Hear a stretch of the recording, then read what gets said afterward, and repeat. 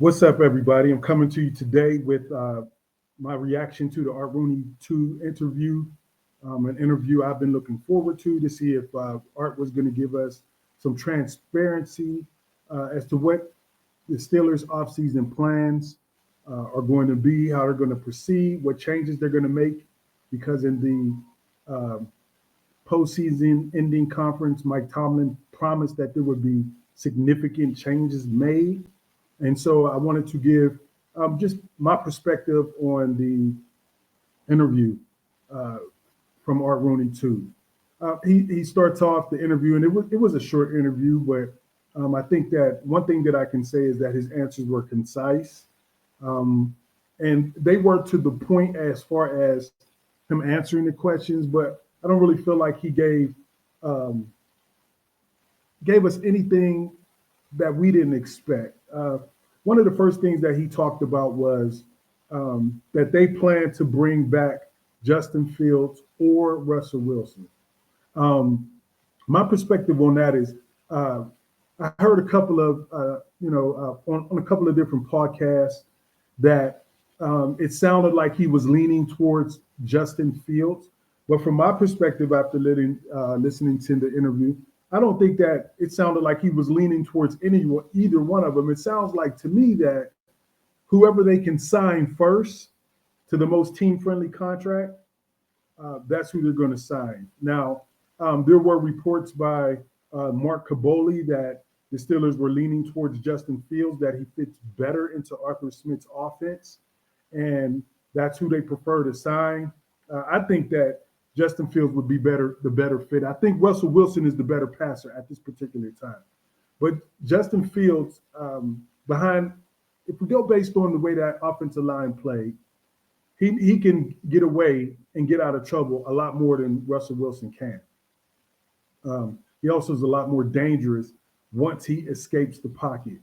But he takes just as many sacks as Russell Wilson, so we'll see how that goes. But my take from what Art said is that whoever they can sign first, whoever agrees to terms first, either one of them. And what I believe is this: neither one of them want to be the backup.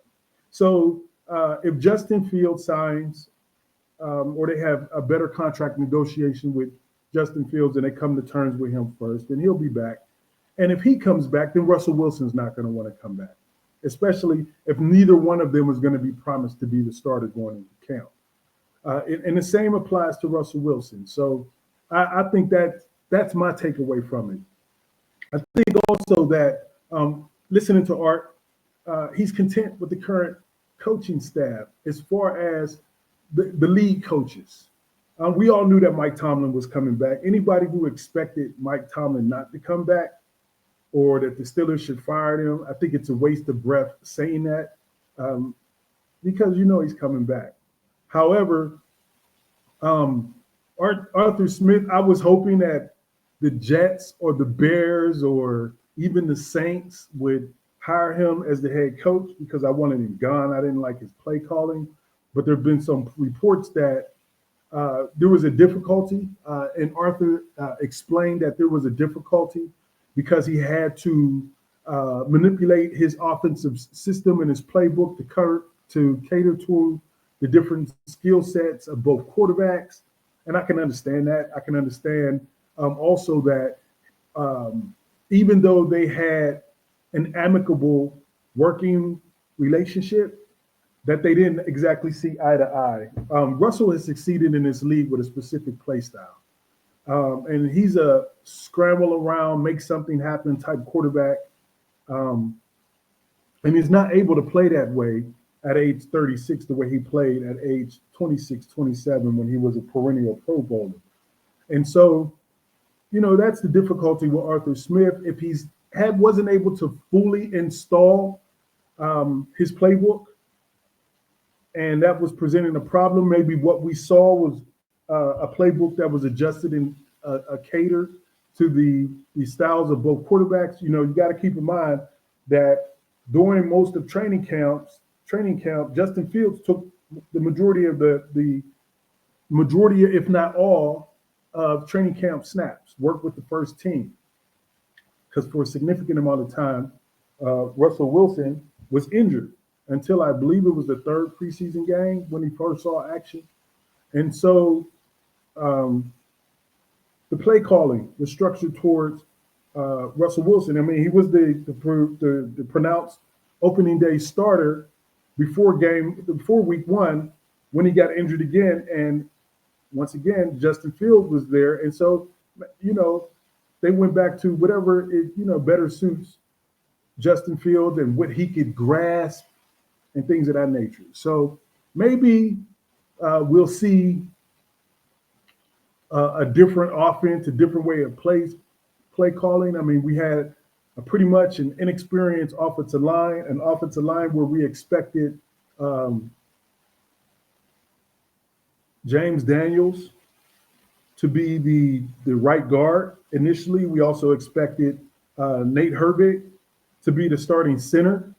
I mean, we eventually knew that Zach was going to take over, but Nate got hurt before the season started, and so those are the things that we have to take under consideration. Maybe the offensive play calling will be different. Maybe the offense will look different.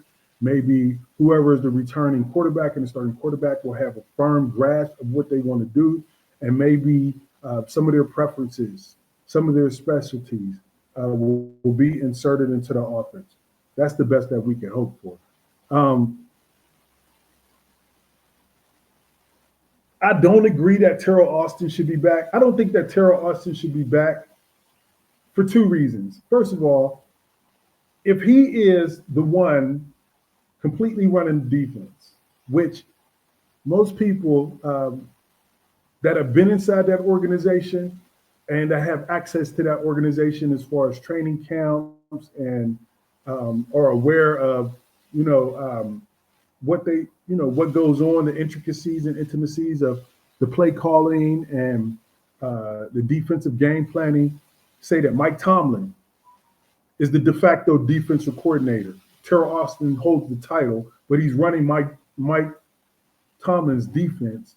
Then I would like somebody in here that has been successful that can run their own defense. Mike Tomlin needs to let go of those reins because some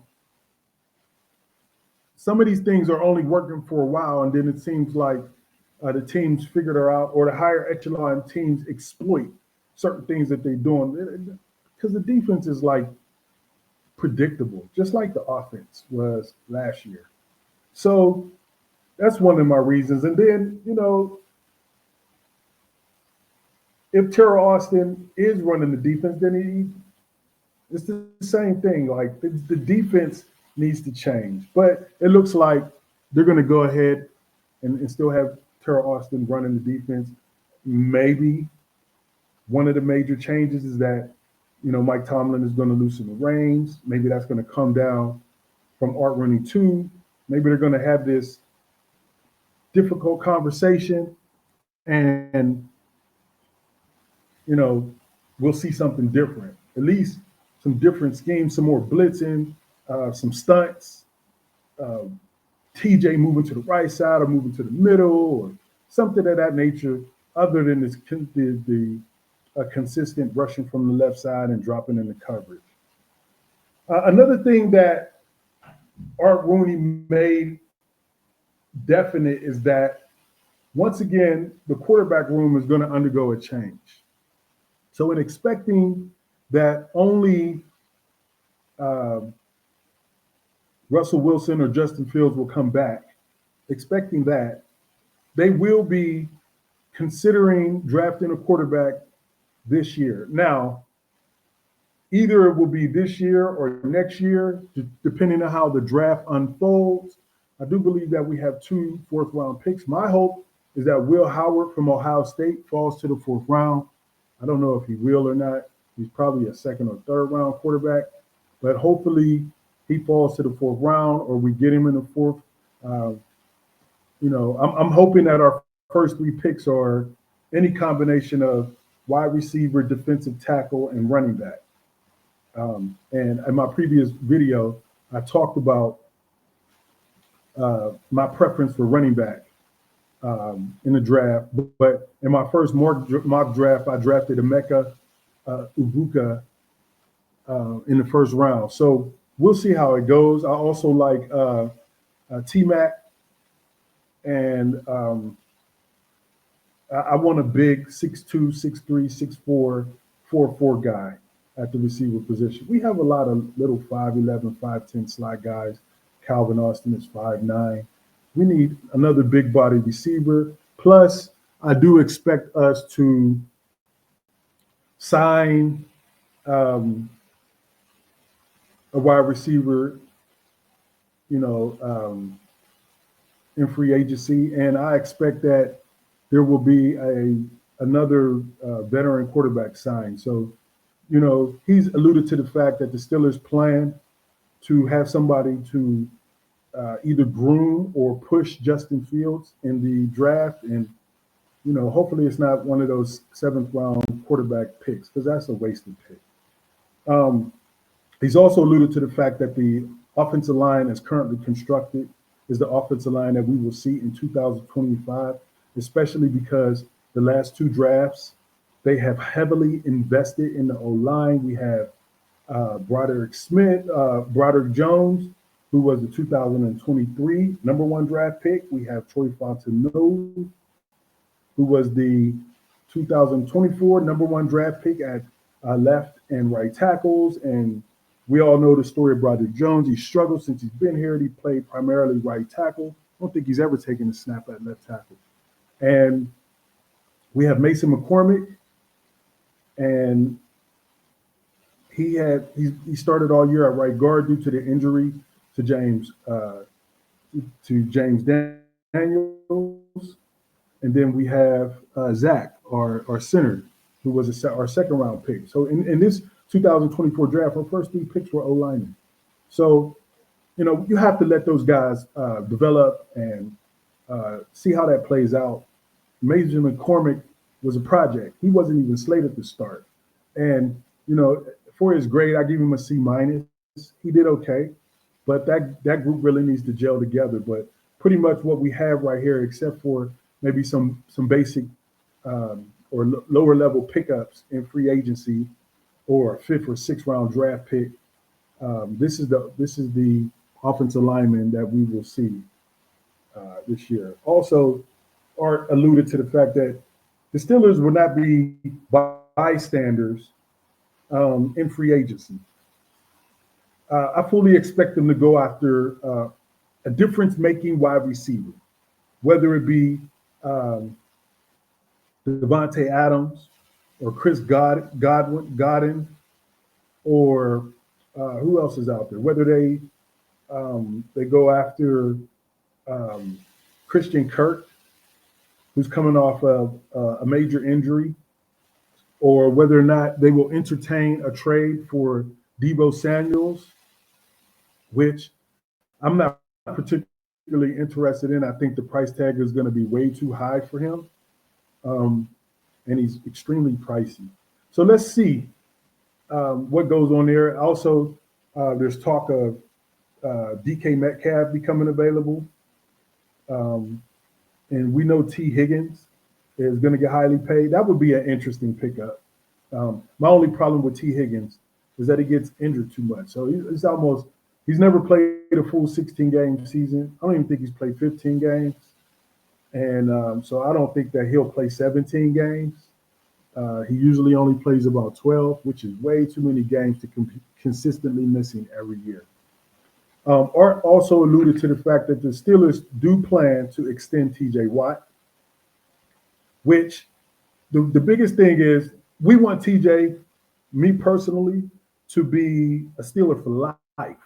He's a game wrecker. And people can talk about after the first 12 games, he wasn't the same. He got slowed down. Anytime that you're saying something like that, you're not watching the games, because I don't care how much of a game wrecker you are, unless you're the Incredible Hulk, one man is not going to beat three people. And that's the problem that I have with Terrell Austin. Until maybe the last 3 games, That's when they started tinkering with moving TJ around along the line. Why does it take you 3 games when teams have consistently shown you for 2 straight games, sometimes 3 straight games, because it might have been the last 6 where they showed that, where not only is he have the guard and the tackle deployed on him, he's being hit with a tight end or chipped with a running back. They're throwing 2 or 3 people at him every play and completely took him out of the whole game. And we still didn't get pressure. We did not get pressure from the other linemen like we should have. I mean, there was times where they couldn't get to the quarterback. And there was at least 3 games where they didn't record a sack during the whole game. TJ's still dominant, and he's still a game record. So still sign him. And one thing that I do like is that extending TJ is going to open up more cap space room, and give us room to play with to fill some of these roster holes that we have. He also alluded to the fact that we need an upgrade in his running back room. And if you watch my previous videos, I give my top 5 running backs that I want to see in the backfield that will definitely be in the backfield with Jaylen Warren. Another thing that I will do is I will come to you all with a video talking about a couple of the free agent running backs that I would like to see there. So let's just see how this goes and how it plays out. We've already re-signed Jonathan Ward. And, you know, I don't know what his potential is. He looked good in preseason. He didn't get much run in the regular season, so we didn't get to see him. I think that Cordell Patterson was a wasted signing. So I don't expect him to be back, and I definitely don't expect Najee Harris to be back at that price tag, especially if the reports are true and he's going to get above $10 million a year. I like Najee Harris. I like what he's done. I think that he got a bad rap behind the offensive line that he was running. It was clear that he was picking up steam last year in the blocking scheme, and then when Arthur Smith came in, he changed the blocking scheme to a zone blocking scheme, and that's not Najee's forte. So, you know, those are some of the things that I wanted to talk about. You know, click like and subscribe. Put something in the comments. Give me your opinion, and I'll come back to you next with my top 5 wide receivers in the NFL draft that I want to see personally play for the Steelers. Not the top 5 in the NFL draft, but the top 5 that I like, that I want to see us go out. Peace out, everybody.